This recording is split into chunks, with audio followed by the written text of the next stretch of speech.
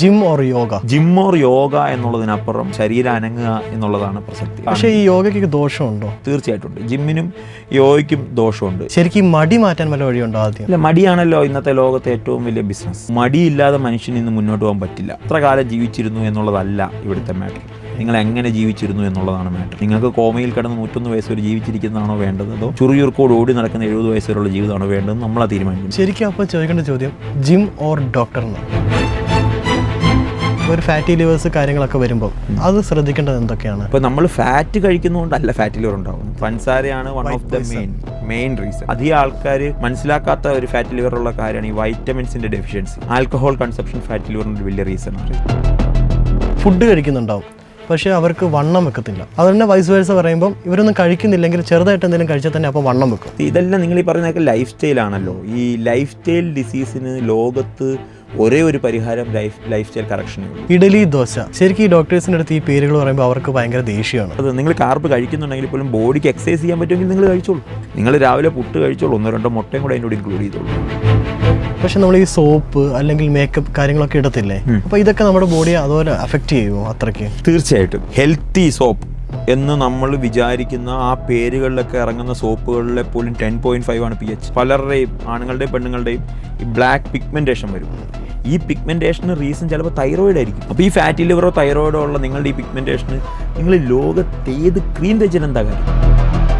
ഒരുങ്ങി വരിക എന്ന് പറയുന്നത് തന്നെ ഇത്രയും മേക്കപ്പ് നമ്മുടെ ഫേസിലേക്ക് സ്കിന്നിലേക്ക് ഉപയോഗിച്ചിട്ടാണ്. ഫ്യൂച്ചർ റണ്ണിൽ അതൊക്കെ ഡാമേജ് ആക്കും സ്കിന്നെ. മേക്കപ്പ് ഉപയോഗിക്കേണ്ട സാഹചര്യങ്ങളെ നമുക്ക് ഒരിക്കലും അവോയ്ഡ് ചെയ്യാൻ പറ്റത്തില്ലല്ലോ. പിന്നെ രണ്ടാമത് ഇത് കഴിഞ്ഞിട്ട് നിങ്ങൾ കൊടുക്കേണ്ട സ്കിന്നിന്റെ പ്രൊട്ടക്ഷൻ കൊടുക്കുക എന്നുള്ളതാണ്. ശരിക്കും നല്ലതാണ്. കൈ കൊണ്ട് കഴിക്കുന്നതാണോ സ്പൂൺ കൊണ്ട് കഴിക്കുന്നതാണോ? കൈ കൊണ്ട് ആഹാരം കഴിക്കുന്നത് തന്നെയാണ് നമുക്കും ശരീരത്തിനും എല്ലാത്തിനും നല്ലത്. ആണുങ്ങളെക്കാൾ കൂടുതൽ പെണ്ണുങ്ങൾക്കാണ് ഉറക്കം വേണ്ടതെന്ന്. ഇന്നത്തെ സാഹചര്യത്തിൽ കൂടുതൽ സ്ലീപ്പ് ഇഷ്യൂസ് മെഡിസിൻസ് ഒക്കെ എടുക്കേണ്ടി വരുന്നത് കൂടുതലും സ്ത്രീകളാണ് എന്നുള്ളതാണ് സത്യം. ശരിക്കും ഈ വിക്സിൻ ഡയഗ്രാം നല്ലതാണോ? ക്യാൻസർ ഉൾപ്പെടെ രോഗങ്ങൾ വരാൻ അത് ഹെൽപ്പ് ചെയ്യും. അതെന്താണ് അതിലെ കെമിക്കൽ പ്രൊഡക്ട്സ് ഒന്നും നമുക്ക് ഇൻഹേൽ ചെയ്യേണ്ടതല്ല. പീരീഡ്സിൽ ഉണ്ടാവുന്ന ഇഷ്യൂസ് പലതാണ്. വേദന മാത്രമല്ല, ഒരു നമ്പർ ഓഫ് ഇഷ്യൂസ് പീരീഡ്സിലുണ്ട്. അത് അവരുടെ ലൈഫ് സ്റ്റൈൽ കൊണ്ടാണ്. അവരുടെ ലൈഫ് സ്റ്റൈൽ കറക്ഷനും അവരുടെ കൃത്യമായിട്ട് അവരുടെ ഡയറ്റ് നോക്കിയാൽ അവർക്ക് ഈസി ആയിട്ട് പരിഹരിക്കാൻ പറ്റുന്ന ഒരു ഏരിയയാണ്.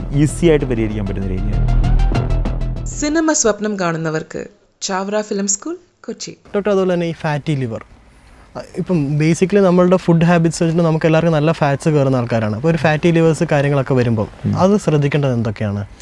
ഈ ഫുഡ് ഹാബിറ്റിൽ ഫാറ്റ് എന്നുള്ളത് നമുക്ക് വേണ്ടതാണ്. നല്ല ഫാറ്റ് ഇല്ലെങ്കിൽ നമുക്ക് ജീവിക്കാൻ പറ്റില്ല. Okay, right. അപ്പോൾ നമ്മൾ ഫാറ്റ് കഴിക്കുന്നതുകൊണ്ടല്ല ഫാറ്റി ലിവർ ഉണ്ടാകുന്നത്. നമ്മളുടെ ശരീരത്തിൽ നമ്മൾ കഴിക്കുന്ന വേറെ പലതിൻ്റെയും വേസ്റ്റ് പ്രൊഡക്റ്റായിട്ട് ഈ ഫാറ്റ് അക്യുമുലേറ്റ് ചെയ്യുന്നതാണ് പ്രശ്നം. ഇപ്പോൾ നിങ്ങൾ ചോദിച്ചൊരു ഫാറ്റി ലിവർ ഒഴിവാക്കാൻ നമുക്ക് എന്തൊക്കെ ചെയ്യാം എന്നുള്ള രീതിയിലാണെങ്കിൽ ഏറ്റവും സിമ്പിളായിട്ട് പറയാൻ പറ്റുന്നത് ഞാൻ നേരത്തെ പറഞ്ഞിട്ടുള്ള പഞ്ചസാരയാണ് one of the main reason fatty liver ഉണ്ടാക്കാനുള്ള ഏറ്റവും പ്രധാനപ്പെട്ട. പിന്നീട് അധികം ആൾക്കാർ മനസ്സിലാക്കാത്ത ഒരു ഫാറ്റി ലിവർ ഉള്ള കാര്യമാണ് ഈ വൈറ്റമിൻസിൻ്റെ ഡെഫിഷ്യൻസി. ഇപ്പോൾ വൈറ്റമിൻ ഡി, വൈറ്റമിൻ ഇൻ്റെയൊക്കെ ഡെഫിഷ്യൻസി പലപ്പോഴും ഫാറ്റി ലിവറിന് റീസൺ ആവാറുണ്ട്. പിന്നെ ഈ പറഞ്ഞ പോലെ ആൽക്കഹോൾ കൺസപ്ഷനാണ്. ഇപ്പോൾ നോൺ ആൽക്കഹോളിക് ഫാറ്റി ലിവറാണ് ഇപ്പോൾ കൂടുതലെങ്കിലും ആൽക്കഹോൾ കൺസപ്ഷൻ ഫാറ്റി ലിവറിൻ്റെ ഒരു വലിയ റീസണാണ്. സോ പറഞ്ഞതുപോലെ ഫുഡ് ഹാബിറ്റ്സ് കറക്റ്റ് ചെയ്യുക. നേരത്തെ പറഞ്ഞില്ലേ, ഇപ്പോൾ ഇഡലി ദോശയൊക്കെ കഴിക്കുന്നതിന് വിരോധമൊന്നുമില്ല, പക്ഷേ കൃത്യമായിട്ട് എക്സസൈസ് ചെയ്യണം. വൺസിനെ വൈൽ ഇതൊക്കെ കഴിക്കണം. ഇതൊക്കെ കഴിക്കാനാണ് നമ്മൾ ജീവിച്ചിരിക്കുന്നത്. പക്ഷേ അപ്പോഴൊക്കെ നമ്മുടെ ശരീരത്തിന് കൃത്യമായ വ്യായാമം കൊടുക്കണം എന്നുള്ളതാണ്. ഇപ്പോൾ നമ്മുടെ ഏതൊക്കെ എന്തായാലും ഇഷ്യൂസ്, നമ്മുടെ ഹെൽത്ത് ഇഷ്യൂസിന് മെയിൻ റീസൺ നമ്മൾ ബോഡി അനങ്ങാത്തുണ്ടോ? പലപ്പോഴും നമ്മൾ ജിമ്മിൽ പോകുന്നില്ല, അല്ലെങ്കിൽ നമ്മൾ ഒരു കാര്യം ചെയ്യുന്നില്ല. ഞാൻ ഇപ്പം ഡോക്ടറോട് ചോദിച്ചാൽ ജിം ഓർ യോഗ ഏതാണ് ഡോക്ടർ പ്രിഫർ ചെയ്യുന്നത്? ഇപ്പോൾ പറഞ്ഞതുപോലെ ശരീരം അനങ്ങുക എന്നുള്ളതാണ്. നമ്മളോട് പലപ്പോഴും ആൾക്കാർ ചോദിക്കുന്ന ഒരു ചോദ്യമാണല്ലോ. ഞാനിപ്പോൾ ചില ഇതിൽ ഞാൻ ഇഡലി ദോശ കഴിക്കരുത് എന്ന് പറഞ്ഞിട്ടുണ്ട്. അപ്പോൾ എനിക്ക് ഇഡലി ദോശയുടെ വിരോധമൊന്നും ഉണ്ടായിട്ടില്ല. പക്ഷേ ആ സമയത്ത് നമ്മൾ നേരത്തെ നമ്മളുടെ ആഹാരം ഇഡലി ആണെങ്കിലും ദോശയാണെങ്കിലും നമ്മൾ കഴിച്ചുകൊണ്ടിരുന്ന നമ്മുടെ ഭക്ഷണമാകുമ്പോൾ നമ്മൾ നന്നായിട്ട് പണിയെടുക്കുമായിരുന്നു, അല്ലേ? നമ്മുടെ ശരീരം അനങ്ങുമായിരുന്നു. ജിം ഓർ യോഗ എന്നുള്ളതിനപ്പുറം നിങ്ങൾ ആദ്യം പറഞ്ഞ പോലെ ശരീരം അനങ്ങുക എന്നുള്ളതാണ് പ്രസക്തി. അപ്പോൾ ഇതിനൊക്കെ ഗുണമുണ്ട് ദോഷമുണ്ട്. ജിമ്മിൻ്റെ ഒരു ഗുണം എന്താണ്? ജിമ്മിൻ്റെ ഒരു ഗുണം എന്ന് പറഞ്ഞാൽ അത് ഭയങ്കര വിസിബിൾ ആയിരിക്കും. ജിമ്മിൽ പോയാൽ നമ്മുടെ ബോഡിയിൽ ഉണ്ടാകുന്ന ചേഞ്ച് വളരെ വിസിബിൾ. ഒരു 2 ആഴ്ചയൊക്കെ ജിമ്മിൽ പോയാൽ നമുക്ക് മസിൽ മാസ് കാണാൻ പറ്റും. പിന്നെ അവിടെ ഒരു ഗ്രൂപ്പ് ഉണ്ടാവും. അപ്പോൾ ഒരു കൂട്ടത്തോടു കൂടി ഒരു കാര്യം ചെയ്യുമ്പോൾ പരസ്പരം ഒരു ആരോഗ്യകരമായ വാശി വരുമ്പോഴൊക്കെ ജിമ്മിൽ അതിനൊരു പോസിറ്റീവ് അറ്റ്മോസ്ഫിയർ ഉണ്ട്. അപ്പോൾ അതിനൊരു ഒരു ഗ്രൂപ്പായിട്ടൊരു കാര്യം, നല്ല കാര്യം ചെയ്യുമ്പോൾ അതിനൊരു പ്രത്യേക എഫക്റ്റ് ഉണ്ട്. സോ ജിമ്മിന് അങ്ങനെ കുറേ ഗുണങ്ങളുണ്ട്. യോഗ എന്ന് പറഞ്ഞാൽ യോഗയ്ക്ക് എന്താണ് ഗുണം? ജിമ്മുമായിട്ട് കമ്പയർ ചെയ്യുമ്പോൾ യോഗയുടെ ഗുണം എന്താണ്? യോഗയുടെ ഗുണം എന്ന് പറഞ്ഞാൽ അതിന് പ്രത്യേക മെൻ്റലി ഉള്ളൊരു മെൻ്റലി അതിന് വലിയ സ്ഥാനമുണ്ട്, ബ്രീത്തിങ്ങിന് വലിയ പങ്കുണ്ട്. കൂടാതെ അതിനൊരു പ്രത്യേകമായ സ്ഥലം വേണ്ട. ഇപ്പോൾ ജിമ്മിന് നിങ്ങൾക്ക് കുറേ മിഷൻസ് വേണം, ഒരു സ്ഥലം വേണം. യോഗയ്ക്ക് അതൊന്നും വേണ്ടല്ലോ. യോഗയ്ക്ക് സ്ഥലം വേണ്ട, യോഗയ്ക്ക് നിങ്ങൾക്ക് കൂട്ട് വേണ്ട. ഇനി നിങ്ങളുടെ കൂടെ ജിമ്മിൽ പോകുന്ന ആൾ വന്നില്ല, യോഗയ്ക്ക് നിങ്ങൾക്ക് കൂട്ടിൻ്റെ ആവശ്യമില്ല. യോഗ എവിടെയും ചെയ്യാം. നിങ്ങൾ ട്രാവലിംഗ് ആണോ, നിങ്ങൾക്ക് യോഗ ചെയ്യാം. നിങ്ങൾ ട്രെയിനിലാണോ, നിങ്ങൾക്ക് യോഗ ചെയ്യാം. അപ്പോൾ നിങ്ങൾ എനിവെയർ ഇൻ ദ വേൾഡ് നിങ്ങൾക്ക് യോഗ ചെയ്യാൻ എളുപ്പമാണ്. അപ്പോൾ ഒരു ഡെയിലി ലൈഫിൽ മുടക്കാതെ പോകാൻ ആഗ്രഹമുണ്ടെങ്കിൽ ജിമ്മിനേക്കാളും കുറച്ചുകൂടി ഈസി ആയിട്ട് നമുക്ക് ചെയ്യാൻ പറ്റുന്നത് യോഗയാണ് എന്നുള്ളതാണ്. രണ്ടും ശരീരത്തിന് നല്ലതാണ്, രണ്ടും ശരീരത്തിന് ഗുണമുള്ളതാണ്. ബേസിക്കലി ശരീരം അനങ്ങണം എന്നുള്ളത് തന്നെയാണ് ആഗ്രഹം. അത് യോഗയാണെങ്കിലും ജിമ്മാണെങ്കിലും കൃത്യമായ എക്സസൈസ് പറയാൻ പറ്റില്ല ഏതാണ് ബെറ്റർ എന്ന് പറയാൻ പറ്റില്ല. അല്ല അതാണ് അല്ല, രണ്ടിൻ്റെതായ ഗുണങ്ങളും ദോഷങ്ങളും ഉണ്ട്. പക്ഷേ ട്രാവലൊക്കെ ചെയ്യുന്ന ഒരാളാണ്. ഈ യോഗയ്ക്ക് ദോഷമുണ്ടോ? ഉണ്ടല്ലോ, തീർച്ചയായിട്ടും ഉണ്ട്. ജിമ്മിനും യോഗയ്ക്കും ദോഷമുണ്ട്. യോഗയ്ക്ക് ഇൻഡിക്കേഷൻസും കോൺട്രാ ഇൻഡിക്കേഷൻസും ഉണ്ട്. ഇപ്പോൾ ബാക്ക് പെയിൻ ഉള്ള ഒരാൾ ചിലപ്പോൾ ഫോർവേഡ് ബെൻഡിങ് ആസനാസ് ചെയ്യാൻ പാടില്ലായിരിക്കും. മുട്ടുവേദനയുള്ള ആൾ മുട്ടിൽ സ്ട്രെച്ച് ചെയ്തുള്ള ആസനാസ് ചെയ്യാൻ പാടില്ലായിരിക്കും. ഇപ്പോൾ BP ഉള്ള ആൾ നമ്മളൊക്കെ കാണുന്ന ശീർഷാസനം ചെയ്യാൻ പാടില്ല. സോ തൈറോയിഡ് ഉള്ള ആൾ സർവാംഗാസനം ചെയ്യാം. അപ്പോൾ അങ്ങനെ ചെയ്യാൻ പാടണം. അങ്ങനെ അത് ഡിഫറെൻ്റ് ആണ്. അത് തീർച്ചയായിട്ടും ഉണ്ട്. നിങ്ങൾ ഏത് യോഗയുടെ ഏത് ആസനം എടുത്താലും, സിറ്റിംഗ് ആണെങ്കിലും നമ്മൾ കിടന്നിട്ടുള്ളതാണെങ്കിലും ഏതാണെങ്കിലും നിങ്ങൾ എടുത്താലും അതിൽ നിങ്ങൾക്ക് ഇൻഡിക്കേഷനും കോൺട്രാ ഇൻഡിക്കേഷനും ഉണ്ട്. അത് നമ്മളുടെ കണ്ടീഷൻ അനുസരിച്ചാണ് നമ്മൾ. അതല്ല ഞാൻ പറഞ്ഞു, ഈ ജനറൽ യോഗ എന്നുള്ളതും അത്ര പ്രാക്ടിക്കൽ അല്ല. എനിക്ക് യോഗ ചെയ്യേണ്ടതോ എനിക്ക് ബെനിഫിഷ്യൽ ആവേണ്ട ഏരിയയിലായിരിക്കത്തില്ല നിങ്ങൾക്ക് ബെനിഫിഷ്യൽ ആണ്. അപ്പോൾ അത് ഡിഫറെൻ്റ് ആണ്. അതിന് ഇൻഡിക്കേഷനും കോൺട്രാ ഇൻഡിക്കേഷനും ഉണ്ട്. അത് ഇൻഡിവിജ്വൽ ടു ഇൻഡിവിജ്വൽ ഡിഫറെൻ്റ് ആണ്. നമ്മുടെ ബോഡി കണ്ടീഷൻ നോക്കണം. മുട്ടുവേദനയും BP ഉള്ള ആൾക്ക് ചെയ്യേണ്ട യോഗയല്ല ഈ പ്രശ്നങ്ങളൊന്നും ഇല്ലാത്ത ഒരാൾ ചെയ്യേണ്ട യോഗ. That is different. അപ്പോൾ യോഗയ്ക്കും കോൺട്രാ ഇൻഡിക്കേഷനും ഉണ്ട്. പക്ഷേ അത് കമ്പാരിറ്റീവ്ലി കുറവായിരിക്കും എന്നുള്ളതേ ഉള്ളൂ. മെയിൻലി നമ്മൾ ഈ ജിമ്മാണെങ്കിലും യോഗയാണെങ്കിലും നമ്മളെ ഏറ്റവും മാറ്റി നിർത്തുന്ന ഒരു കാര്യം മടിയാണ്. ശരിക്കും ഈ മടി മാറ്റാൻ വല്ല വഴിയുണ്ടോ? ആദ്യം ഇല്ല, മടിയാണല്ലോ ഇന്നത്തെ ലോകത്തെ ഏറ്റവും വലിയ ബിസിനസ്. സ്വിഗ്ഗി, സൊമാറ്റോ മടി കൊണ്ട് ജീവിക്കുന്നവരാണ്. മാഗി രക്ഷപ്പെട്ടത് മടി കൊണ്ടാണ്. സോ മടിയില്ലാതെ മനുഷ്യന് ഇന്ന് മുന്നോട്ട് പോകാൻ പറ്റില്ല. മടി വിറ്റ് ജീവിക്കുന്ന മടിയാണ് ഇന്നത്തെ ഏറ്റവും വലിയ കൊമേഴ്ഷ്യൽ പ്രോഡക്റ്റ്. സോ മടി എല്ലായിടത്തും ഉണ്ട്. മടിയെ ഓവർകം ചെയ്യാൻ അവരെ നമുക്ക് ഹെൽപ്പ് ചെയ്യാൻ പറ്റുന്നത് അവയർനെസ് കൊണ്ടാണ്. ആ ഒരു ലേസിനെസ്സിനെ ഓവർകം ചെയ്യേണ്ടത് അവയർനെസ് കൊണ്ടാണ്. ഇത് ആർക്ക് വേണ്ടിയാണ് എന്ന് ചോദിച്ചാൽ അത് അവർക്ക് വേണ്ടിയാണ് എന്നൊരു ബോധം ഉണ്ടാവുക. എന്തിനു വേണ്ടിയാണെന്ന് ചോദിച്ചാൽ കൂടുതൽ നന്നായി ജീവിച്ചിരിക്കാൻ വേണ്ടിയാണെന്ന് പറഞ്ഞു കൊടുക്കുക.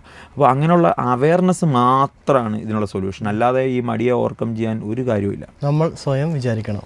തീർച്ചയായിട്ടും അത്രേ ഉള്ളൂ. കാരണം ഇത് അവർക്ക് വേണ്ടിയാണല്ലോ. ഞാൻ എപ്പോഴും പറയുന്നില്ലേ, മുഖ്യമന്ത്രിയോ ഇപ്പോൾ നരേന്ദ്രമോദി പ്രധാനമന്ത്രിയോ ഒന്നും നോട്ടീസ് അയച്ചാൽ പരിഹരിക്കാൻ പറ്റുന്ന പ്രശ്നമല്ല ഇത് നിങ്ങൾ തീരുമാനിക്കേണ്ടതാണ്. നിങ്ങളാണ് ഇത് അനുഭവിക്കുന്നതും നിങ്ങളാണിത് മുന്നോട്ട് അനുഭവിക്കേണ്ടത്. എത്ര കാലം ജീവിച്ചിരുന്നു എന്നുള്ളതല്ല ഇവിടുത്തെ മാറ്റർ, നിങ്ങൾ എങ്ങനെ ജീവിച്ചിരുന്നു എന്നുള്ളതാണ് മാറ്റർ. നിങ്ങൾക്ക് കോമയിൽ കിടന്ന് 101 വയസ്സ് വരെ ജീവിച്ചിരിക്കുന്നതാണോ വേണ്ടത്, അതോ ചുറിയുർക്കോട് ഓടി നടക്കുന്ന 70 വയസ്സ് വരെയുള്ള ജീവിതമാണോ വേണ്ടതെന്ന് നമ്മളാ തീരുമാനിക്കണം. നമ്മൾ ലോകത്ത് നമ്മൾ ഏറ്റവും കൂടുതൽ പേടിക്കുന്നത് എന്തിനാണെന്ന് വെച്ചാൽ അത് നമ്മൾ മറ്റുള്ളവരെ ഡിപ്പെൻഡ് ആകും എന്നുള്ള പേടിയാണ്. ലോകത്ത് അത്രത്തോളം പേടിയുള്ള വേറൊരു വികാരവും ഇല്ല.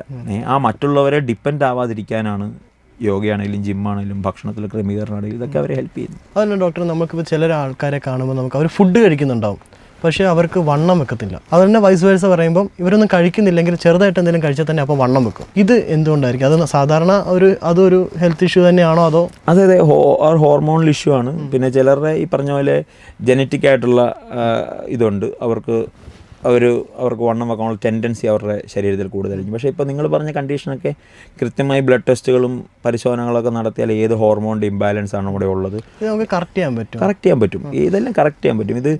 ഇതെല്ലാം നിങ്ങൾ ഈ പറയുന്നതൊക്കെ ലൈഫ് സ്റ്റൈലാണല്ലോ. ഈ ലൈഫ് സ്റ്റൈൽ ഡിസീസിന് ലോകത്ത് ഒരേ ഒരു പരിഹാരം ലൈഫ് സ്റ്റൈൽ കറക്ഷനേ ഉള്ളൂ. താൽക്കാലികമായിട്ട് നിങ്ങൾക്ക് ശമനങ്ങൾ, ഇപ്പം ഒസംബിക് എന്ന് പറഞ്ഞ് US ഇപ്പോൾ വണ്ണം കുറയ്ക്കാനൊരു ഇഞ്ചക്ഷൻ ഇറങ്ങിയിട്ടുണ്ട്. വളരെ അത് US ഇപ്പോൾ ഭയങ്കര കോസ്റ്റ്ലിയാണ്, കിട്ടാനില്ല. They are waiting for months. അവിടെയൊക്കെ അത് നിങ്ങളെ താൽക്കാലികമായിട്ട് ഹെൽപ്പ് ചെയ്യാനേ പറ്റത്തുള്ളൂ.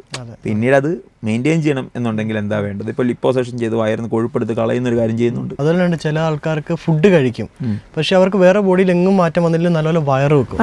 അതാ ഞാൻ പറഞ്ഞത്, ഇതൊക്കെ നമ്മൾ തന്നെ ഉണ്ടാക്കുന്നതാണ്. അതിന് കറക്ഷൻ നമ്മൾ തന്നെ ചെയ്യേണ്ടതാണ്. നിങ്ങൾ ഈ പറയുന്ന എല്ലാ ലൈഫ് സ്റ്റൈൽ ഇഷ്യൂസിൻ്റെയും കറക്ഷൻ പോസിബിളാണ്. എവിടെ വരെ പോസിബിളാണ്? നമ്മൾ തീരുമാനിക്കുന്ന മൊമെന്റ് മുതൽ. ശരിക്കും അപ്പോൾ ചോദിക്കേണ്ട ചോദ്യം ജിം ഓർ ഡോക്ടർ എന്നാണ്. ശരിക്കും ഈ പറഞ്ഞ പ്രശ്നങ്ങളെല്ലാം നമുക്ക് ജിമ്മിൽ പോയാൽ നമുക്ക് വേണമെങ്കിൽ ചെയ്തെടുക്കാം. വണ്ണം വെക്കാത്ത ഒരാൾക്ക് അവർക്ക് അതിൻ്റെതായ ഫുഡ് ഡയറ്റ് കൊടുത്ത് വണ്ണം വെപ്പിക്കും. അപ്പോൾ അത് ജിം ഓർ ഡോക്ടർ ഏതിനെയാണ് ഡോക്ടർ പ്രിഫർ ചെയ്യുന്നത്? അല്ല, അങ്ങനെ പറയാൻ പറ്റുമെന്ന് ചോദിച്ചാൽ എനിക്കറിയില്ല. കാരണം ജിം ഓർ ഡോക്ടർ എന്നുള്ളത് ചോദ്യമാണെന്ന് ചോദിച്ചാൽ ജിമ്മിൽ പോകുന്നതിന് മുമ്പ് നിങ്ങൾ കൃത്യമായൊരു ഡോക്ടറെ കൺസൾട്ടേഷൻ നിങ്ങൾക്ക് നീഡഡാണ്. സോ അതിനെ നമുക്ക് ഓപ്ഷനാക്കാൻ സാധ്യമല്ല. കാരണം ജിമ്മിൽ പോയതുകൊണ്ട് തീരുന്നില്ല, ഒന്ന്. രണ്ട്, നിങ്ങൾക്കിന് നിലവിൽ ചില ഹെൽത്ത് ഇഷ്യൂസ് ഉണ്ടെങ്കിൽ നിങ്ങൾ ജിമ്മിൽ പോയി ചെയ്യേണ്ടാത്ത കാര്യങ്ങൾ ചെയ്യരുത്. അപ്പോൾ അങ്ങനെ ഇപ്പോൾ പറഞ്ഞാൽ ജിമ്മിൽ പോകുന്ന ഒരാൾക്ക് ഒരു പ്രശ്നം ഉണ്ടാവരുതല്ലോ, അല്ലേ? അങ്ങനെയല്ലല്ലോ. ജിമ്മിൽ പോയതുകൊണ്ട് നിങ്ങളുടെ എല്ലാ പ്രശ്നം തീരുന്നു എന്നൊരു വാക്ക് ഞാൻ പറഞ്ഞിട്ടില്ല. മറിച്ച് ജിമ്മിലാണെങ്കിലും യോഗയാണെങ്കിലും കൃത്യമായി നിങ്ങളുടെ ബോഡിയെ പറ്റിയുള്ള പഠനം നടത്തി നിങ്ങളുടെ ബോഡിക്ക് എന്താണ് വേണ്ടത് തീരുമാനിച്ച് നിങ്ങൾ ചെയ്യുക. അവിടെയാണ്. അപ്പോൾ അതിന് മുമ്പ് നിങ്ങൾ കൃത്യമായ ഡോക്ടറോ അല്ലെങ്കിൽ ഹെൽത്ത് എക്സ്പെർട്ടോ, യെസ്. അത് ഇപ്പം പുനീത് രാജ്കുമാർ ജിമ്മിലല്ലായിരുന്നോ പുള്ളി? പക്ഷെ നമ്മുടെ ശരീരത്തിന് അത് വേണോ? അത്രയും വേണോ? ഓവറായിട്ടുള്ള ഫിസിക്കൽ ആക്ടിവിറ്റി വേണോ? അപ്പോൾ ഇവിടെ പലരും കുറേ സമയം ജിമ്മിൽ പോയി നിൽക്കുന്നവരോട് എനിക്ക് യോജിപ്പില്ല. നിങ്ങളുടെ ബോഡിക്ക് ആവശ്യമില്ലാത്ത രീതിയിലുള്ള എക്സസൈസ് ഒന്നും ബോഡിക്ക് നിങ്ങൾ കൊടുക്കുകയും ചെയ്യരുത്. സോ അതല്ല ചോദ്യം, മറിച്ച് നമ്മളുടെ ബോഡിയെ മനസ്സിലാക്കിയിട്ട് ജിം ഓറിയോ. ജിം എന്നുള്ള വാക്ക് കേൾക്കുമ്പോൾ നമുക്ക് ആദ്യം മനസ്സിൽ വരുന്നൊരു കാര്യം നമ്മുടെ തരുന്ന പ്രോട്ടീൻ പൗഡേഴ്സാണ്. ശരിക്കും ഈ പ്രോട്ടീൻ പൗഡേഴ്സ് കുറേ കാലങ്ങളായിട്ട് അത് ഭയങ്കര ബാഡ് എഫക്റ്റായിട്ട് കേട്ടിരുന്നു. പക്ഷേ ഇപ്പോൾ റീസെൻ്റ്ലി അത് നന്നായിട്ട് ഇറങ്ങുന്നുണ്ട്, മാർക്കറ്റ് നല്ല ഇറങ്ങുന്നുണ്ട്. ശരിക്കും പ്രോട്ടീൻ പൗഡർ നല്ലതാണോ? കൃത്യമായുള്ള ഓവർ കെമിക്കലൈസ്ഡ് അല്ലാത്ത പ്രോട്ടീൻ പൗഡർ നന്നായി വർക്കൗട്ട് ചെയ്യുന്ന ആർക്കും കഴിക്കാം. അതുകൊണ്ട് പ്രശ്നമൊന്നുമില്ല. ഈ പറഞ്ഞ ഭാവിയിൽ നിങ്ങളുടെ ഈ പ്രശ്നം ഉണ്ടാവുക പണ്ട് കേട്ടിരുന്നു ഇങ്ങനെ ലൈംഗിക പ്രശ്നങ്ങൾ കേട്ടിട്ടുണ്ട്, ലൈംഗിക പ്രശ്നങ്ങൾ ഉണ്ടാവുന്നതൊക്കെ. അല്ല, അത് പക്ഷേ എഗെയിൻ എന്താണ്, കൃത്യമായി എക്സസൈസ് ചെയ്യുന്നില്ല എങ്കിൽ നിങ്ങളത് ചെയ്യരുത്. നിങ്ങളുടെ വർക്ക്, ഗ്രൗണ്ട് വർക്ക് ക്ലിയർ ആണ്, നിങ്ങൾ നന്നായിട്ട് പണിയെടുക്കുന്ന ആളാണ്, നിങ്ങളുടെ ശരീരം നന്നായിട്ട് വ്യായാമം ചെയ്യുമെങ്കിൽ you can have the protein powder. അതിനകത്ത് ഇഷ്യൂ ഒന്നുമില്ല. പക്ഷേ അതിനൊരു ലെവലുണ്ട്. നിങ്ങളുടെ ബോഡിയുടെ വെയിറ്റും കാര്യങ്ങളൊക്കെ അനുസരിച്ച് അതിനനുസരിച്ചുള്ള പ്രോട്ടീൻ പൗഡർ കഴിക്കാം. ഡോക്ടറും പറഞ്ഞാൽ നമ്മൾ ജിമ്മിലൊക്കെ പോകണം, നമ്മുടെ ഹെൽത്ത് നോക്കണം എന്ന് പറയുന്ന സമയത്ത് തന്നെ എൻ്റെ അടുത്ത് ഒരാൾ നമ്മുടെ ഒരു കമൻറ്റ് ബോക്സിൽ വന്നൊരു കമൻറ്റാണ്, ആൾ നന്നായിട്ട് വർക്കൗട്ട് ചെയ്യുന്നുണ്ട് പക്ഷേ ആൾ വേർക്കുന്നില്ല. അതും എന്തെങ്കിലും ഒരു ഹെൽത്ത് കണ്ടീഷൻസ് അല്ലെങ്കിൽ അത് ഡിപ്പെൻഡ്സ് ഓൺ ബോഡിയാണ്. അത് നിങ്ങൾ വേർക്കണ്ട എന്ന് നിർബന്ധമൊന്നുമില്ല. അത് നിങ്ങളുടെ ബോഡിയുടെ നിങ്ങളുടെ സ്കിന്നിൻ്റെ സ്ട്രക്ചറൊക്കെ വെച്ചിട്ട് ഇറ്റ് വിൽ ബി ഡിഫറെൻറ്റ്. പക്ഷേ നിങ്ങൾ ഈ പറഞ്ഞ ഈ ജിമ്മിൽ പോയിട്ട് വെയിറ്റ് കുറയുന്നില്ല അല്ലെങ്കിൽ ജിമ്മിൽ പോയിട്ട് ചേഞ്ച് ഇല്ല എന്നൊക്കെ പറയുമ്പോൾ നമ്മൾ നോക്കണം. നമുക്ക് ആ ഹോർമോണൽ ഇംബാലൻസ് ഉണ്ടാവാൻ സാധ്യതയുണ്ട്. അവരതിൻ്റെ കൃത്യമായ ഒരു ഡോക്ടറെ കണ്ട് കൺസൾട്ട് ചെയ്യുക എന്നുള്ളത്. വേർക്കേണ്ട നിർബന്ധമില്ല. സ്കിൻ ടോൺ വ്യത്യസ്തമാകുമ്പോൾ അത് ഇപ്പോൾ ഈ പറഞ്ഞതിന് തന്നെ ഇഡലി ദോശ, ശരിക്കും ഈ ഡോക്ടേഴ്സിൻ്റെ അടുത്ത് ഈ പേരുകൾ പറയുമ്പോൾ അവർക്ക് ഭയങ്കര ദേഷ്യമാണ്. എന്താണ് ഇഡലിയും ദോശ? ദേഷ്യമൊന്നുമില്ല. എനിക്ക് പ്രത്യേകിച്ച് എനിക്ക് വേറെ ഡോക്ടേഴ്സിനായിരിക്കും എനിക്കൊരു ദേഷ്യമില്ല. ഇഡലി ദോശ മലയാളിയുടെ ഐഡിയൽ ബ്രേക്ക്ഫാസ്റ്റ് അല്ലെങ്കിൽ ഐഡിയൽ പ്ലേറ്റ്. നമുക്ക് എന്തായിരുന്നു ഉള്ളത്? നമുക്കൊരു കാർബ് കാണും, നമുക്ക് പ്രോട്ടീൻ കാണും, നമുക്ക് ഫൈബർ കാണും, അപ്പോൾ ഫാറ്റ് കാണും. ഇതിൻ്റെയൊക്കെ ഒരു മിക്സാണ് നമ്മുടെ ബ്രേക്ക്ഫാസ്റ്റ് ഐഡിയലായി ഹെൽത്തി ആയി വരിക എന്നുള്ളത്. അപ്പോൾ അതിൽ ഈ കാർബ് മാത്രം വരുമ്പോഴാണ് നമുക്ക് കുറച്ച് വിരോധം വരുന്നത്. അപ്പോൾ പക്ഷേ എന്താ അതിന് വേണ്ടത്? നിങ്ങൾ കാർബ് കഴിക്കുന്നുണ്ടെങ്കിൽ പോലും ബോഡിക്ക് എക്സസൈസ് ചെയ്യാൻ പറ്റുമെങ്കിൽ നിങ്ങൾ കഴിച്ചോളൂ. നമുക്കെന്താ സംഭവിക്കുന്നത്? നമ്മൾ 8-10 ഇഡലി കഴിക്കുന്നു, 2 വട കഴിക്കുന്നു, അതിൻ്റെ കൂടെ നല്ലതായിട്ട് മധുരമായിട്ട് ചായ കുടിക്കുന്നു. ഇതാണ് നമ്മുടെ ബ്രേക്ക്ഫാസ്റ്റ്, മലയാളിയുടെ ബ്രേക്ക്ഫാസ്റ്റ് എന്ന് പറയുന്നു. പിന്നീട് നമ്മൾ അനങ്ങാതെ ഒരു കസേരയിൽ പോയിരിക്കുന്നു, ഉച്ചയ്ക്ക് വീണ്ടും ചോറ് കഴിക്കുന്നു. ചോറാണ് മേജറായിട്ട് വരുന്നത്. അതിൻ്റെ സൈഡിൽ കുറച്ച് കറി കഴിക്കുന്നു, കുറച്ച് തോരൻ ചിലപ്പോൾ കഴിക്കുന്നു, ഇല്ലെങ്കിൽ 1-2 മീൻ വറുത്തത് കഴിക്കുന്നു. വൈകിട്ട് 4 മണിക്ക് വീണ്ടും ഒരു ചായ കുടിക്കുന്നു, 4-5 കടി കഴിക്കുന്നു. എന്നിട്ട് വൈകിട്ട് നമ്മൾ ചപ്പാത്തി ചോറ് എന്തെങ്കിലും വയറ് നിറച്ച് കഴിക്കുന്നു. ഇപ്പം എന്താ സംഭവിക്കുന്നത്? ഇതാണല്ലോ നോർമൽ ഒരു മലയാളിയുടെ ഒരു ഫുഡ്. അപ്പോൾ ഇവിടെ എന്താ സംഭവിക്കും? ഇവിടെ കാർബ് മാത്രമാണുള്ളത്, ഇത് ഗ്ലൂക്കോസാണ്. ഇതുകൊണ്ടാണ് 3-1 മലയാളിക്ക് ഡയബറ്റിക് ഉള്ളത്, അല്ലേ? അപ്പോൾ ഇതിൽ ഐഡിയൽ ഉണ്ടാക്കുക, ഇതിൽ ഫൈബർ കണ്ടൻറ്റ് ഉണ്ടെന്ന് ഉറപ്പ് വരുത്തുക, പ്രോട്ടീൻ ഉണ്ടെന്ന് ഉറപ്പ് വരുത്തുക. നിങ്ങൾ രാവിലെ പുട്ട് കഴിച്ചോളൂ, 1-2 മുട്ടയും കൂടെ അതിൻ്റെ കൂടെ ഇൻക്ലൂഡ് ചെയ്തോളൂ, പുട്ടിൻ്റെ കൂടെ കടല എടുത്തോളൂ, അല്ലെ ചെറുപയർ കറി കഴിച്ചോളൂ. അപ്പോൾ അങ്ങനെ പ്രോട്ടീൻ്റെയും ഫൈബറിൻ്റെയും കാർബിൻ്റെയും കൃത്യമായ കണ്ടൻറ്റ് അതിനകത്ത് മിക്സാണ് എന്ന് ഉറപ്പ് വരുത്തിയിട്ടുള്ള ഏത് ബ്രേക്ക്ഫാസ്റ്റിനോടും വിരോധമൊന്നുമില്ല.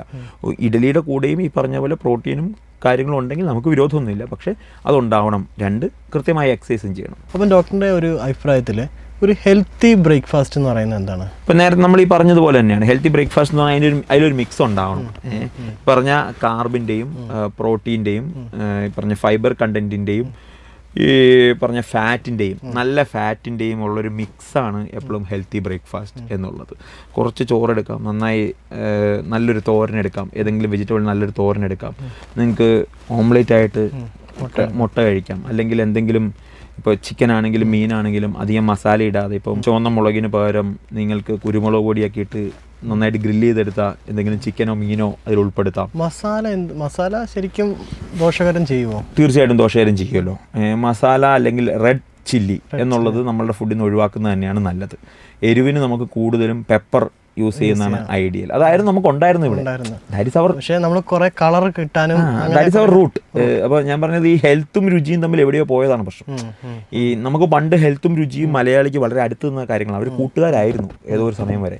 പക്ഷെ ഏതോ ഒരു കംഫർട്ട് സോണിൻ്റെ ഇതിൽ രുചിയും ആരോഗ്യവും തമ്മിൽ വഴക്കുണ്ടാക്കിയതാണ് നമുക്കിപ്പോൾ ഇത്രയും പ്രശ്നം ഉണ്ടാക്കാൻ കാരണം എന്നാണ് ഞാൻ വിശ്വസിക്കുന്നത്. അപ്പോൾ എരിവിന് നമുക്ക് കുരുമുളക് പൊടി യൂസ് ചെയ്തുള്ള ഇതുണ്ടാക്കാം. സോ അങ്ങനെ ഒരു മിക്സ് ഓഫ് പ്ലേറ്റ്.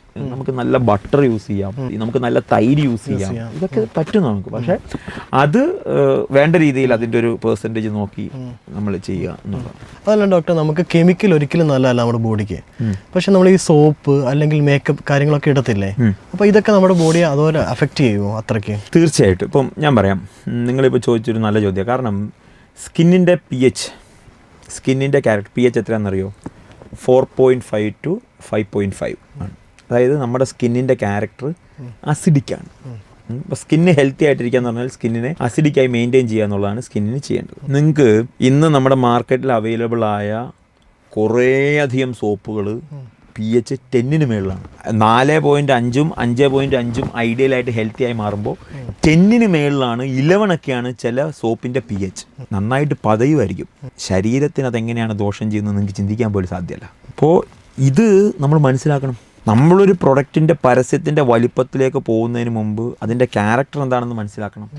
സ്കിന്നിൽ വേണ്ടതാണോ നമുക്ക് അതിൻ്റെ നിങ്ങൾ എടുത്തോളൂ. നിങ്ങൾ മേടിക്കുന്ന ഒരു സോപ്പിൻ്റെ pH എത്രയാണെന്ന് നോക്കും. അത് 5.5-ന് താഴെയാണ് ഐഡിയലി വരേണ്ടത്. എൻ്റെ അറിവിൽ നിന്ന് മാർക്കറ്റിൽ അവൈലബിൾ ആയ 1-2 സോപ്പ് മാത്രമാണ് 6-നോട് താഴെ ഉള്ളത്. ഹെൽത്തി സോപ്പ് എന്ന് നമ്മൾ വിചാരിക്കുന്ന ആ പേരുകളിലൊക്കെ ഇറങ്ങുന്ന സോപ്പുകളിലെ പോലും 10.5 ആണ് pH. പണ്ട് നമ്മൾ ഉപയോഗിച്ചുകൊണ്ടിരുന്ന ഈ പയറുപൊടിയൊക്കെ ഉണ്ടല്ലോ, അതൊക്കെയാണ് ഐഡിയൽ. പക്ഷെ അതിനൊക്കെ ഇപ്പം ഞാനത് പറയുമ്പോൾ നമ്മളൊരു പഴഞ്ചനായി മാറും. കാരണം പയറുപൊടി ഉപയോഗിക്കുന്ന അതിൻ്റെ പ്രശ്നങ്ങളുണ്ട്. നമ്മൾ എല്ലാം പഴമയിലേക്ക് പോകുന്നത് നല്ലതാണെന്ന് എനിക്ക് അഭിപ്രായമില്ല. പയറുപൊടി ഉപയോഗിക്കുന്നത് നല്ലതാണ്. പക്ഷേ പ്രശ്നം എന്താണ്? നിങ്ങളൊരു ഫ്ലാറ്റിൽ ജീവിക്കുന്നു, അല്ലെങ്കിൽ നിങ്ങളുടെ വീട്ടിൽ ജീവിക്കുന്നു. ഈ പയറുപൊടി ഉപയോഗിച്ച് നമ്മൾ കുളിക്കുമ്പോൾ സ്വാഭാവികമായിട്ടും അവിടെ ഒരു ബ്ലോക്കിന് സാധ്യതയുണ്ട്. അപ്പോൾ അതൊരു പ്രാക്ടിക്കൽ ആണോ എന്ന് വെച്ചാൽ അതിന് പ്രശ്നമുണ്ട്. സത്യം പറഞ്ഞാൽ പ്രാക്ടിക്കലി ഇഷ്യൂസ് ഉണ്ട്. പക്ഷേ എഗെയിൻ നിങ്ങൾ സെലക്ട് ചെയ്യുന്ന സോപ്പിൻ്റെ pH നിങ്ങൾ നോക്കണം. ക്രീമും അതുപോലെ തന്നെയാണ്. അതിൻ്റെ ക്യാരക്ടർ എന്താണ്? നിങ്ങൾക്ക് ഞാൻ ചോദിക്കുന്നത്, ഇപ്പോൾ നിങ്ങളുടെ കണ്ണിനടിയിൽ ഡാർക്ക് സർക്കിളുണ്ട്. നിങ്ങളുടെ ഈ ഇപ്പോൾ പലരുടെയും ആണുങ്ങളുടെയും പെണ്ണുങ്ങളുടെയും ഈ ബ്ലാക്ക് പിഗ്മെൻറ്റേഷൻ വരും. ഈ പിഗ്മെൻറ്റേഷന് റീസൺ ചിലപ്പോൾ തൈറോയിഡ് ആയിരിക്കും. ഈ പിഗ്മെൻറ്റേഷന് റീസൺ ചിലപ്പോൾ ഫാറ്റി ലിവർ ആയിരിക്കും. അപ്പോൾ ഈ ഫാറ്റി ലിവറോ തൈറോയിഡോ ഉള്ള നിങ്ങളുടെ ഈ പിഗ്മെൻറ്റേഷന് നിങ്ങൾ ലോകത്ത് ഏത് ക്രീം തേച്ചിട്ട് എന്താ കാര്യം? താൽക്കാലികമായിട്ട് ചിലപ്പോൾ 1-2 ആഴ്ചയ്ക്ക് നിങ്ങൾക്ക് ഒരു ചെറിയ വെളുപ്പോടെ വരുമായിരിക്കും. പക്ഷേ ആ പിഗ്മെൻറ്റേഷൻ്റെ സൊല്യൂഷൻ എന്ന് പറയുന്നത് നിങ്ങളുടെ ലൈഫ് സ്റ്റൈൽ കറക്റ്റ് ചെയ്യുക എന്നുള്ളതാണ്. അവിടെ ഫാറ്റി ലിവർ ആണോ തൈറോയിഡ് ആണോ മനസ്സിലാക്കി അത് കറക്റ്റ് ചെയ്യുക എന്നുള്ളതാണ്. അപ്പോൾ നമ്മൾ ബേസിക്കലി ഇപ്പോൾ ഇതൊക്കെ തന്നെയാണെങ്കിലും നമുക്ക് ഒരു മേക്കപ്പ് ഇട്ട് അല്ലെങ്കിൽ ഒരുങ്ങി വരാൻ എല്ലാവർക്കും ഇഷ്ടമാണെന്ന്. അപ്പോൾ ആ ഒരുങ്ങി വരിക എന്ന് പറയുന്നത് തന്നെ ഇത്രയും മേക്കപ്പ് നമ്മുടെ ഫേസിലേക്ക് സ്കിന്നിലേക്ക് ഉപയോഗിച്ചിട്ടാണ്. അപ്പോൾ അതൊക്കെ നമുക്ക് ഒരു ഫ്യൂച്ചർ റണ്ണിൽ അതൊക്കെ ഡാമേജ് ആക്കുമോ സ്കിന്ന്? അതിനും വീണ്ടും നമുക്ക് ഐഡിയലായിട്ട് അതിനെ സെലക്ട് ചെയ്യുക എന്നുള്ളതേ ഉള്ളൂ. ഇപ്പം അങ്ങനെ പറയുമ്പോൾ മേക്കപ്പ് ഉപയോഗിക്കേണ്ട സാഹചര്യങ്ങളെ നമുക്ക് ഒരിക്കലും അവോയ്ഡ് ചെയ്യാൻ പറ്റത്തില്ലല്ലോ. ഇപ്പോൾ നിങ്ങളൊരു വലിയ സ്റ്റേജ് ഷോയ്ക്ക് പോകുന്നു, നിങ്ങൾക്ക് ആ ലൈറ്റിനിടയിലും ഷൂട്ടിനിടയിലും പിടിച്ചു നിൽക്കണമെങ്കിൽ സ്വാഭാവികമായിട്ടും നാച്ചുറൽ സ്കിൻ ടോണിൽ നിങ്ങൾക്ക് പോകാൻ സാധ്യമല്ല. അപ്പോൾ നിങ്ങൾക്ക് അതിൻ്റെതായ മേക്കപ്പ് വേണ്ടി വരും. മേക്കപ്പ് ഉപയോഗിക്കേണ്ട സാഹചര്യങ്ങളിൽ ഉള്ളവർക്ക് മേക്കപ്പ് ഉപയോഗിച്ചേ മതിയാവുള്ളൂ. അങ്ങനെ മേക്കപ്പ് ഉപയോഗിക്കുന്നത് കൊണ്ട് നിങ്ങൾക്ക് വലിയ അതിൽ സെലക്ട് ചെയ്യേണ്ട ഐറ്റംസ് എന്താണ് എന്നുള്ളതാണ്. നിങ്ങൾ ഏത് ഐറ്റമാണ് സെലക്ട് ചെയ്യേണ്ടത്, നിങ്ങൾ ഏത് ഇതാണ് യൂസ് ചെയ്യുന്നത്, മെറ്റീരിയലാണ് യൂസ് ചെയ്യുന്നത്. പിന്നെ രണ്ടാമത് ഇത് കഴിഞ്ഞിട്ട് നിങ്ങൾ കൊടുക്കേണ്ട സ്കിന്നിൻ്റെ പ്രൊട്ടക്ഷൻ കൊടുക്കുക എന്നുള്ളതാണ്. പോസ്റ്റ് മേക്കപ്പിൽ നിങ്ങൾ ചെയ്യേണ്ട നിങ്ങളുടെ സ്കിന്നിൻ്റെ പ്രൊട്ടക്ഷൻ കൊടുക്കുക എന്നുള്ളതാണ്. അതിൻ്റെ ബ്ലഡ് സർക്കുലേഷൻ കൂട്ടുക എന്നുള്ളതാണ്. അതിനുവേണ്ടിയുള്ള കാര്യങ്ങൾ പാക്കുകൾ ചെയ്യുക എന്നുള്ളതാണ്. ഹെർബൽ പാക്സ് നമ്മൾ അപ്ലൈ ചെയ്യുക എന്നുള്ളതാണ്. എനിക്ക് പല സെലിബ്രിറ്റികളും വരാറുണ്ട്, ഒരു വലിയ ഷോ ഒക്കെ കഴിഞ്ഞ് അവർ പല ഹെർബൽ പാക്സ് ഇട്ടിട്ട് പോകുന്നുണ്ട്. കാരണം അവർ ആ സ്കിന്നിനെ പ്രൊട്ടക്ട് ചെയ്യുന്ന ആ രൂപത്തിലേക്കാണ്. അതുകൊണ്ട് മേക്കപ്പ് ഉപേക്ഷിച്ചാൽ നിങ്ങൾ നന്നാവും അങ്ങനെ പറയാൻ പറ്റില്ല. കാരണം അത് വേണ്ട സാഹചര്യം അത് ഉപയോഗിച്ചേ പറ്റുള്ളൂ. പക്ഷേ അതിനുശേഷം ആ സ്കിന്നിനെ പ്രൊട്ടക്റ്റ് ചെയ്യുക. മേക്കപ്പ് ചെയ്യുമ്പോൾ വളരെ ഐഡിയലായിട്ടും നിങ്ങളുടെ ബ്രെയിൻ ഉപയോഗിച്ച് നിങ്ങൾ ആ സാധനങ്ങൾ സെലക്ട് ചെയ്യുക. അതുപോലെ തന്നെ ഇപ്പം നമ്മൾ മലയാളി എന്ന നിലയിൽ നമ്മൾ എപ്പോഴും കഴിക്കുന്നത് നമ്മുടെ കൈ കൊണ്ടാണ്. വെളിയിലൊക്കെ ചെന്ന് കഴിഞ്ഞാൽ സ്പൂണും ഫോർക്കും കാര്യമായിട്ടൊക്കെ വരും. ശരിക്കും നല്ലതാണ് കൈ കൊണ്ട് കഴിക്കുന്നതാണോ സ്പൂൺ കൊണ്ട് കഴിക്കുന്നതാണോ? കൈയാണെങ്കിലും സ്പൂണാണെങ്കിലും വൃത്തിയായിട്ട് കഴിക്കുക എന്നുള്ളതാണ് ഇതൊക്കെ ഓരോ ഏരിയ വൈസ് നമ്മുടെ ലൈഫ് സ്റ്റൈലിൻ്റെ ഭാഗമായിട്ടുണ്ടായ ചേഞ്ചുകളാണ്. ഇപ്പോൾ സ്പൂൺ കൊണ്ട് കഴിക്കുന്നിടത്തും പണ്ട് കൈ കൊണ്ടായിരിക്കുമല്ലോ കഴിച്ചത്. അതെ അതെ. അപ്പോൾ അതവിടുത്തെ ഒരു ഡെവലപ്മെൻറ്റിൻ്റെ ഭാഗമായിട്ടോ മറ്റ് കണ്ടീഷൻസിൻ്റെ ഭാഗമായിട്ട് സ്പൂൺ കൊണ്ട് കഴിക്കുന്നതൊക്കെ ആയിരിക്കും. പക്ഷേ വൃത്തിയാണെങ്കിൽ കൈകൊണ്ട് കഴിക്കുന്നതിന് വിരോധമൊന്നുമില്ല. പക്ഷെ അൺഫോർച്ചുനേറ്റ്ലി നമുക്ക് പലപ്പോഴും അങ്ങനെ ഒരു കണ്ടീഷൻ വരാറില്ല. അല്ലെങ്കിൽ അങ്ങനെ ഒരു സമയത്താണ് ഈ സ്പൂണോ ഏതൊരു ആർട്ടിക്കിൾ ഞാൻ വായിച്ചത് ശരിക്കും നമ്മുടെ കൈ കൊണ്ട് കഴിക്കുന്നത് തന്നെയാണ് നല്ലതെന്ന് ഞാൻ വായിച്ചിരുന്നു. ഇത് എഗെയിൻ ഡിപ്പെൻഡ് ഓൺ നിങ്ങൾ കഴിക്കുന്ന സ്ഥലം എവിടെയാണ്, നിങ്ങളുടെ സിറ്റുവേഷൻ എന്താണ് എന്നുള്ളതൊക്കെ ഡിപ്പെൻഡ് ചെയ്തിരിക്കും. എപ്പോഴും പറ്റുമെങ്കിൽ ഈ കൈ നല്ല വൃത്തിയായി കഴുകി കൈകൊണ്ട് ആഹാരം കഴിക്കുന്നത് തന്നെയാണ് നമുക്കും ശരീരത്തിനും എല്ലാത്തിനും നല്ലത്. ഡോക്ടർ, അതുപോലെ തന്നെ കേട്ടിട്ടുള്ളൊരു കാര്യമാണ് ആണുങ്ങളെക്കാൾ കൂടുതൽ പെണ്ണുങ്ങൾക്കാണ് ഉറക്കം വേണ്ടതെന്ന്. രണ്ടുപേർക്ക് ഉറക്കം ആവശ്യമുണ്ട്, രണ്ടുപേർക്കും ഒരുപോലെ ഉറക്കം ആവശ്യമുണ്ട്. പക്ഷേ ഇന്നത്തെ സാഹചര്യത്തിൽ കൂടുതൽ സ്ലീപ്പ് ഇഷ്യൂസ് അല്ലെങ്കിൽ ഈ സ്ലീപ്പിംഗ് പിൽസ് പോലുള്ള മെഡിസിൻസ് ഒക്കെ എടുക്കേണ്ടി വരുന്നത് കൂടുതലും സ്ത്രീകളാണ് എന്നുള്ളതാണ് സത്യം. രണ്ടുപേർക്കും, എല്ലാ ഹ്യൂമൻ ബീയിങ്സിനും എല്ലാ ബോഡിക്കും കൃത്യമായ ഉറക്കം ആവശ്യമാണ്. ഡോക്ടർ, നമുക്ക് പണ്ടൊക്കെ ഗൾഫിൽ നിന്നൊക്കെ വരുന്ന സമയങ്ങളിൽ ഈ വിക്സ്, ടൈഗർ ബാം കാര്യങ്ങളൊക്കെ വരുമായിരുന്നു. നമ്മുടെ നാട്ടിൽ നമ്മളെല്ലാവരും ഉപയോഗിക്കുന്ന ഒരു കാര്യങ്ങളാണ് ഈ വിക്സും ടൈഗർ ബാമും. ശരിക്കും ഈ വിക്സും ടൈഗർ ബാമും നല്ലതാണ് നമ്മുടെ ബോഡിക്ക്, സ്കിന്നിന്? ഇതൊക്കെ ഒരു നോർമലായിട്ട് ഉണ്ടാവേണ്ട നമ്മുടെ ബോഡിയുടെ റിയാക്ഷനെ സ്റ്റോപ്പ് ചെയ്യാനോ അല്ലെങ്കിൽ ചേഞ്ച് ചെയ്യാനോ ഉപയോഗിക്കുന്ന ഒരു എക്സ്റ്റേണൽ ഫോറിൻ മാറ്ററാണ്. സ്വാഭാവികമായിട്ടും ശരീരത്തിന് നല്ലതൊന്നുമല്ല. പക്ഷെ ഒരു എക്സ്റ്റേണൽ ആപ്ലിക്കേഷൻ ഉപയോഗിക്കുന്നതുകൊണ്ട് വലിയ ദോഷമൊന്നും വരുന്നില്ല. വൺസ് ഇൻ എ വീക്ക് അല്ലെങ്കിൽ വൺസ് ഇൻ എ വൈൽ അത് വല്ലപ്പോഴും ഉപയോഗിക്കുന്നതുകൊണ്ട് വലിയ ദോഷമൊന്നും വരുന്നില്ല. പക്ഷെ അതിൻ്റെ ഇൻഹലേഷനൊക്കെ വലിയ മാരകമായ പ്രശ്നങ്ങളാണ്. നമുക്ക് നേരത്തെ ഒരു സ്വഭാവം ഉണ്ടായിരുന്നു, നമുക്ക് അതിൻ്റെ ഒരു ഇൻഹലേഷൻ ഉണ്ടല്ലോ. അതൊക്കെ വളരെ ദോഷമാണ് നിങ്ങൾക്ക് ചെയ്യാൻ പറ്റുന്നത്. ഈ ഇൻഹേലർ പോലത്തെ ഒരു സാധനം അതൊക്കെ വളരെ മോശമാണ്. അത് തന്നെയല്ല, ഇടയ്ക്ക് മലയാളിക്ക് ഒരു സ്വഭാവം ഉണ്ടായിരുന്നു, മറ്റേ ഈ ടൈഗർ ബാമും വിക്സും എടുത്തിട്ട് നമ്മൾ ഈ ആവി പിടിക്കുന്ന വെള്ളത്തിലേക്ക് എടുത്ത്, പിന്നെ അതിപ്പോൾ ചെയ്യരുത് എന്നൊക്കെ എല്ലാവരും പറഞ്ഞിട്ട് കുറച്ച് വ്യത്യാസം ഉണ്ടെന്ന് തോന്നുന്നു. അതൊന്നും ചെയ്യാൻ പാടില്ല. എക്സ്റ്റേണൽ യൂസ് ആണ് എങ്കിൽ വൺസ് ഇൻ എ വൈൽ നിങ്ങളത് ഉപയോഗിക്കുന്നതിന് വലിയ പ്രശ്നങ്ങളില്ല. ഇത് സ്റ്റിൽ ഇപ്പോഴും നമ്മുടെ നാട്ടിൽ നടക്കുന്ന ഒരു കാര്യമാണ്. അത് ഇപ്പം നിങ്ങൾ പറഞ്ഞ നേരത്തെ ക്യാൻസർ ഉൾപ്പെടെ രോഗങ്ങൾ വരാൻ അത് ഹെൽപ്പ് ചെയ്യും. റെസ്പിറേറ്ററി ഇഷ്യൂസിന് അത് വരാൻ അത് ഹെൽപ്പ് ചെയ്യും. കാരണം അതെന്താണ്, അതിലെ കെമിക്കൽ പ്രൊഡക്ട്സ് ഒന്നും നമുക്ക് ഇൻഹേൽ ചെയ്യേണ്ടതല്ല. നമുക്ക് നല്ലത് ഉണ്ടല്ലോ. നമ്മൾ നല്ലതായിട്ട് ആവി പിടിച്ച് കഫം പോകാനാണെങ്കിൽ നിങ്ങൾ പച്ചമഞ്ഞൾ ചതച്ചിട്ട് കുറച്ച് ഉപ്പും കൂടി ഇട്ടാൽ നന്നായിട്ട് നിങ്ങളുടെ ഈ പറഞ്ഞ കഫവും കാര്യങ്ങളൊക്കെ പോകും. അതിന് ഒരു കെമിക്കലും ഇടേണ്ട കാര്യമില്ല. നമുക്ക് നമ്മുടേതായ കുറേ ശൈലികളുണ്ടല്ലോ, അതൊക്കെ ചെയ്താൽ പോരെ. അതല്ലാതെ മറ്റേത് ഒരിക്കലും ഐഡിയൽ അല്ല, ഡേഞ്ചറാണ്, 100% ഡേഞ്ചറാണ്. ഡോക്ടർ, ഇന്ന് ഇവിടെ കൊച്ചി ഉൾപ്പെടെ നമുക്ക് മിനറൽ വാട്ടേഴ്സ് ഭയങ്കരമായിട്ട് അവൈലബിൾ ആണ്. നമ്മളെല്ലാവരും യൂസ് ചെയ്യുന്ന അതാണ് പലപ്പോഴും. ശരിക്കും ഈ ബോട്ടിലിൽ വരുന്ന, പ്ലാസ്റ്റിക് ബോട്ടിൽ വരുന്ന ഈ മിനറൽ വാട്ടർ നല്ലതാണ് നമ്മുടെ ബോഡിക്ക്? സിംഗിൾ യൂസാണ് മിനറൽ വാട്ടറിൻ്റെ ബോട്ടിലുകൾ ചെയ്യേണ്ടത്. ഒന്ന്, അതിനാണ് ഇടയ്ക്ക് നമ്മൾ കുടിച്ചു കഴിഞ്ഞ് അടപ്പ് കുപ്പിക്കകത്തേക്ക് അങ്ങനെ ആക്കണം എന്നൊക്കെ ഇടയ്ക്കൊരു ക്യാമ്പയിൻ ഉണ്ടായിരുന്നു.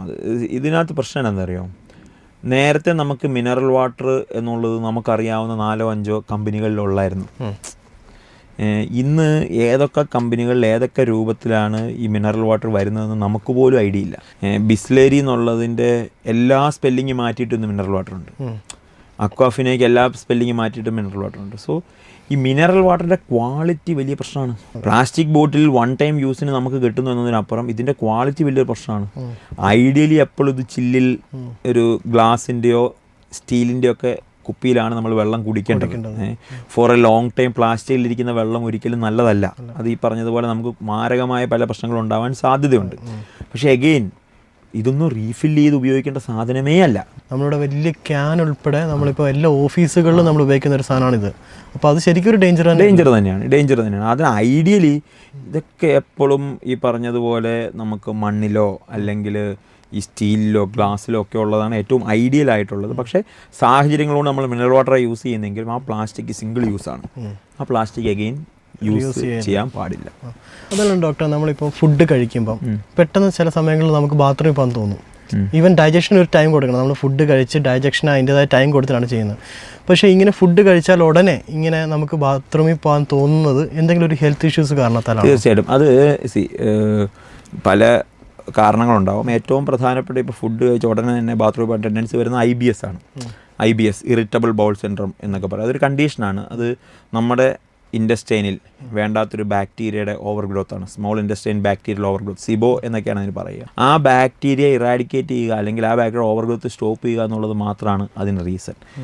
അതൊരു കണ്ടീഷനാണ്. അത് മാത്രമല്ല, ഇപ്പോൾ നമ്മൾ ഭക്ഷണം കഴിച്ച ഉടനെ ബാത്റൂമിൽ പോയാൽ ബാത്റൂമിൽ ഒന്നും പോകാതിരിക്കാനില്ല, വെറുതെ പോയിട്ട് തിരിച്ചു വരിക, അല്ലെങ്കിൽ ഭക്ഷണം കഴിക്കുന്നതിന് മുന്നേ തന്നെ നമുക്ക് ബാത്റൂമിൽ ടെൻഡൻസി ഉണ്ടാകുക. സോ അതൊരു IBS എന്ന് പറഞ്ഞ കണ്ടീഷനാണ്. അത് അനുഭവിക്കുന്ന ഒത്തിരി പേരുണ്ട്. അത് ഈ small intestine bacterial over growth ആണ്. അത് വേറൊന്നുമല്ല. അത് പലപ്പോഴും പലപ്പോഴും മാനസികമാണ് എന്ന് പറയും.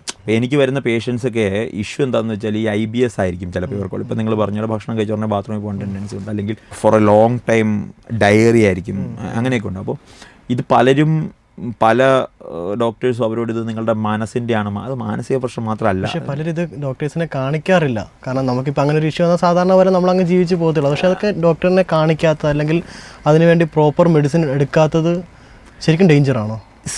ഈ ഞാൻ പറഞ്ഞില്ലേ, ഇത് നമുക്കെന്താ പലപ്പോഴും പറ്റുന്നതെന്നറിയോ, ഞാൻ തമാശയ്ക്ക് നമ്മൾ പറയില്ലേ, ഈ നമ്മുടെ വീട്ടിൽ കറണ്ട് പോയാൽ വെളിയിലിറങ്ങി അപ്പുറത്തെ 2 വീട്ടിലൂടെ കറണ്ട് പോയാൽ പിന്നെ നമുക്ക് കുഴപ്പമില്ല, നമ്മളും കൂടെ കയറി വീട്ടിലിരിക്കും. ശരിക്കും അവിടെ കറണ്ട് പോകാൻ പാടില്ല എന്നുള്ളതാണ് സത്യം. ഇഷ്യൂ എന്താണെന്ന് വെച്ചാൽ ഈ മലയാളിക്ക് ഗ്യാസ്ട്രിക് ഇഷ്യൂസ് ഉണ്ട്. ഇത് മലയാളി വേറൊരു മലയാളിയോട് പറയുമ്പോൾ ഇന്ന് 3-ൽ 2 പേർക്ക് ഈ സാധനമുണ്ട്. അപ്പോൾ ഇത് കോമൺ ആണ്. നിനക്കും ഉണ്ടോ? എന്നാൽ കുഴപ്പമില്ല എന്നുള്ളതാണ്. നിനക്കുള്ളത് കൊണ്ട് എനിക്ക് വരണമെന്നില്ല. അതുകൊണ്ട് ഇത് കോമൺ ആയിട്ട് വരേണ്ട ഒന്നല്ല. അത് അവരുടെ ഒരു പ്രോപ്പർ ഹെൽത്തിൻ്റെ ഒരു സിമ്പലല്ല. അവരത് കറക്റ്റ് ചെയ്യേണ്ടതാണ് ആരാണെങ്കിലും. അത് എരിവും പുളിയുള്ള ആഹാരം കഴിച്ചാൽ നിങ്ങൾക്ക് അസിഡിക്കിൻ്റെ പ്രശ്നം അങ്ങനെയൊന്നുമില്ല. എരിവും പുളീനെയും വെറുതെ പറഞ്ഞിട്ട് നമ്മുടെ ആ ഇഷ്യൂവിനെ നമ്മൾ വളരെ ലൈറ്റ് ആക്കരുത് എന്നൊരു റിക്വസ്റ്റ് ഉണ്ട്. അത് കൃത്യമായി നിങ്ങൾ ഡോക്ടറെ കൺസൾട്ട് ചെയ്യേണ്ട കാര്യം. ശരിക്കും ഒരു ഹെൽത്ത് ഇഷ്യൂ തന്നെയാണ്. തീർച്ചയായിട്ടും 100%. ബട്ട് അതുപോലെ തന്നെ ഇപ്പോൾ പീരീഡ്സ് വരുന്ന സമയത്ത് നമുക്ക് മെഡിസിൻസ് ഉണ്ട്. ഇപ്പം പെയിന് പോകാൻ വേണ്ടി മെഡിസിൻസും കാര്യങ്ങളൊക്കെ ഉണ്ട്. പക്ഷേ സ്റ്റിൽ എടുത്തു കഴിയുമ്പോൾ നല്ല പെയിനായിട്ടുള്ള ആൾക്കാരുണ്ട്. അപ്പം ആ പെയിൻ മാറ്റാൻ എന്തെങ്കിലും വഴിയുണ്ടോ? പീരീഡ്സ് വളരെ പ്രധാനപ്പെട്ട ഒരു കാര്യമാണ്. ഈ നമ്മുടെ നാട്ടിൽ ഇന്ന് കൂടി വരുന്ന ഇൻഫെർട്ടിലിറ്റി, ഈ വന്ധ്യതയുടെ ഏറ്റവും പ്രധാനപ്പെട്ട കാരണം സ്ത്രീകളിലെ ഈ PCOD ആണ്. ഞാൻ പറയുകയാണെങ്കിൽ സ്റ്റഡീസ് പറയുന്ന മോർ ദാൻ 80% വന്ധ്യതയുടെ കാരണം PCOD ആണ്.